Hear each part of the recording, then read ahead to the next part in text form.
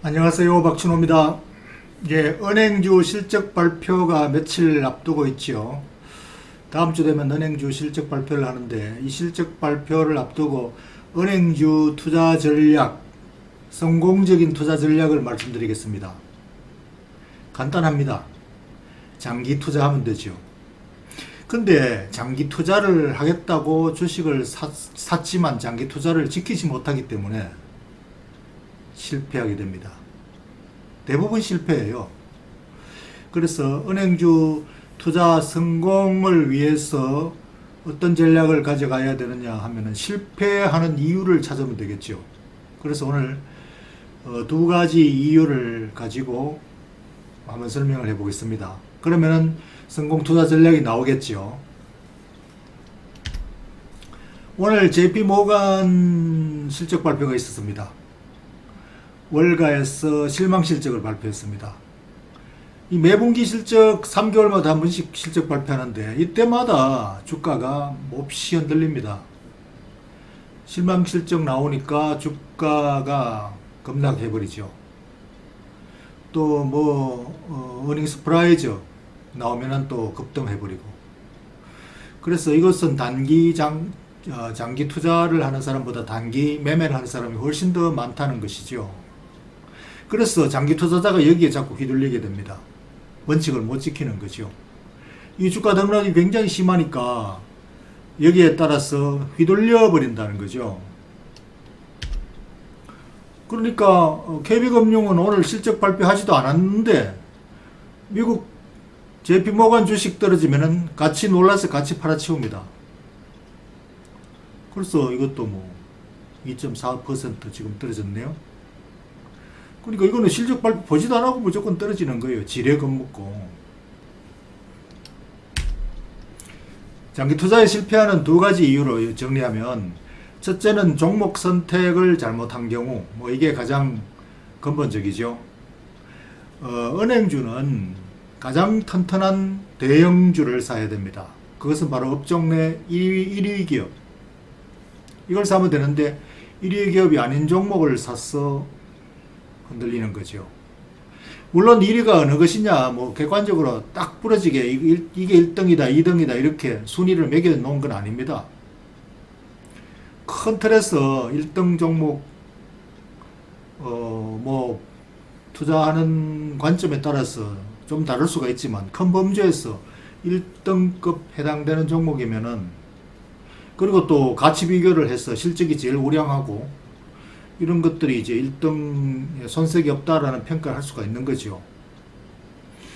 그래서 그런 종목이면은 무난하다 하겠습니다.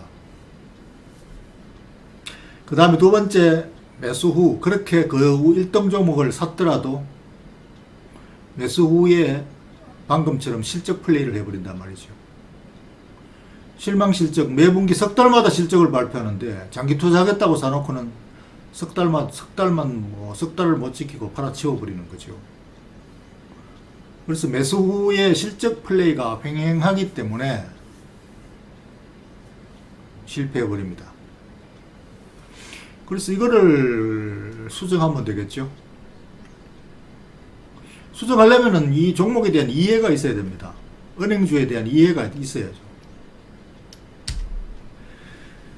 KB금융 같은 경우를 보면 이게 아주 실적도 우량하고 고배당 매력이 있고, 이게 실적이 20-30% 떨어진다고 하더라도 배당 수익률이 크게 줄어든 것도 아니에요. 6.48%가 배당 수익률이 이익이 줄어들어서 5% 된다고 해서 크게 난리 날 일 없습니다. 그래서 이게 기본적인 기업의 가치를 알고 있다면 이런 실적 플레이에 덜 흔들리게 되는 것이죠. 또 마구 팔아치워서 3%, 5% 급락하더라도 별로 놀라지 않게 되는 거죠. 오늘 그 JP모간 CEO 제이미 다이먼 씨가 나와서 설명을 하는 거 보니까 지금 금리가 올라서 대출 영업은 좋다, 굿. 그러니까 커머셜 뱅킹이라고 하는데, 이 국내 시중은행처럼 대출 영업은 아주 좋다고 그래요. 이 정권 영업이 나쁘다, 이건 우리가 환하게 보고 있는 겁니다. IPO가 뭐 일절 다 중단되어 버리고 거품이 꺼지고 있고, 증권업계가 지금 거의 뭐 찬소리를 맞고 있는 거. 영업 업황이 뭐 형편없이 안 좋죠. 그러니까 그 영업 부분이 나빠서 실적이 이제 30% 줄어든 핵심 요인이다. 이렇게 설명을 하더라고요. 이 우리가 다 알고 있는 내용이고, 이미 또 주가에 이미 선반영이 다 됐어, 그것도. 그러고 이제 하나 더 조금 예상보다 나빠진 것은 대출 부실에 대한 방어적 차원에서 부실 대출 준비금을 늘리고 있다. 그러니까 대손상각을 미리 예비로 많이 하고 있다. 그래서 그것 때문에 상업 코머셜 뱅킹 부분에서도 실적이 좀 줄었다는 거죠. 아마 이 부분이 이제 예상보다는 조금 나쁘다라는 게 아마 어닝 조커에 작용을 하는 것 같습니다. 그러니까 이런 정도 우리가 이해를 하고 있으면 이게 부실이 미리 그 반영을 해서 손실 충당금을 샀지만 이건 걱정 때문에 미리 하는 거기 때문에 나중에 실질적으로 부실이 발생하지 않으면은 그 다음 해에 환입을 해요. 그러니까 손실 처리했던 걸 다시 이익 처리로 바꾼단 말이죠. 그래서 이것은 예비적 차원에서 방어적 차원에서 하는 것이다. 금리에 대해서 기업 은행 이익을 기본적으로 우리가 이해를 하자면 저금리 상태에서는 어떠냐, 고금리 상태가 어떠냐, 그게 양분할 수가 있죠. 그동안 저금리 상태에서 은행 영업이 실적이 아주 좋았죠. 저금리 상태라면 보통 뭐 대출 이자가 낮아서 마진이 얼마 되지 않는다. 그래서 실적이 별로 안 좋을 것이라고 생각하는데 그렇지 않습니다. 그렇지도 않습니다. 예대 마진이 뭐 조금 적지만 고금리보다는 적지만 그 대신에 이제 금리가 낮으니까 부실 대출이 잘 발생 안 하는 거죠. 그러니까 부실 대출로 인한 손실이 많이 줄어드니까 전체적으로 이익이 양호한 거예요. 지금처럼 이제 고금리로 막 올라오면 부실 대출이 많이 늘어나겠다 이런 걱정들을 많이 하죠. 그 대신에 이제 대출 금리가 올라가니까 예대 마진은 더 좋아지는 그런 성향이 있습니다. 그러니까 부실 대출이 늘어나서 손실 부담이 좀 높아지지만 예대 마진이 늘어나서 기본적으로 수익 구조는 좋아지는 효과가 있단 말이죠. 그러니까 결국 이게 두 부분을 서로 합쳐버리면 저금리 때나 고금리 때나 은행의 수지는 큰 차이가 없어요. 그래서 사실 실적은 지나고 나면은 예상했던 것보다 별로 차이가 없어요. 대충 비슷해요. 근데 주가만 그렇게 등락이 심하단 말이에요.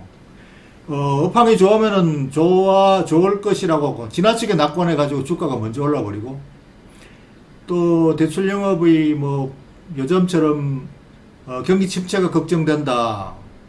그렇게 되면은 뭐 부도 회사들이 속출할 것이다. 이런 걱정들이 뭐 먼저 반영해서 주가가 막 먼저 떨어진단 말이죠. 근데 지나고 나면은 그렇지도 않아. 그러니까 다시 또 올라가고. 이렇게 주가 변동성이 미리 지레 낙관하거나 비관해서 등락이 심한 것이죠. 실적은 사실 별 차이도 없는데. 그러니까 거기에 휘둘릴 필요가 없는 거죠. 우리가 실적을 기반으로 한 해당 소득을 목적으로 한다면. 근데 대부분 주가 등락에 의존하고 있으니까 거기에 목표를 두고 있으니까 주가 시세 차익에 목표를 두고 있으니까 이 단기적인 주가 변동이 휘둘리게 되고 장기 투자에 실패하는 거죠. 그래서 JP모간이 이 10년간 차트로 이렇게 길게 장기적으로 내려서 보면은 10년 전에 주가가 뭐 30달러 했나요? 지금 108달러인데. 그러니까 30달러 할 때 주식을 산 것은 지금 배당 수익률이 만약 원래 30% 이익이 줄어들어서 배당 수익률이 3.7에서 3%로 떨어진다 하더라도 10년 전에 샀더라면은 이 주식을 장기 투자한 사람은 배당 수익률이 그래도 뭐 13%예요. 15%였다가 13% 정도로 줄어든다. 그래서 장기 투자가 이렇게 오래 가지고 있어서 이게 성공으로 결론이 나는 것이지 이 주가 시세를 따라다녀서 저가에 사서 고가에 팔고 이렇게 해서 투자에 성공한 게 아니란 말이죠. 그런 단기 매매 플레이로 성공한 게 아니잖아요. 그냥 사서 계속 가지고 있어서 지금 이렇게 성과가 나온 것이죠. 그래서 이게 실적이 좋아질 것을 미리 예측을 하고 실적이 나빠질 것을 미리 예측할 수 있다면 그러면 장기 투자를 사실 할 필요가 없죠. 그 전에 미리 사서 비싸게 올라갔을 때 팔고 다시 떨어질 때 예측해서 팔고 그 다음에 또 저점에서 매수하고 이렇게 가장 이상적으로 반복하면 그게 최고겠죠. 그러나 그건 지나고 나면은 그게 보이지만 그전에는 전혀 예측할 수가 없습니다. 그래서 그러한 예측 플레이, 매매 플레이 그것을 하려고 자꾸 시도를 하기 때문에 실패를 하게 된 거죠. 그래서 최적 매수 타임, 가급적 싼 값에 사서 오래 가지고 있으면 제일 좋겠죠. 근데 최적 매수 타이밍 잡는 것은 불가능하기 때문에 그냥 매월 적립식으로 꾸준히 매수해 나가면 그걸로 충분합니다. 그걸로 장기 투자 전략으로서 충분하게 싸게 사서 누적하는 그런 효과가 있는 거죠. 그러면 두 가지 성공 전략이 수립됐나요? 업종 내 최고 종목을 사고 그것을 매월 적립식으로 꾸준히 매수해 나가면은 그걸로 충분하다.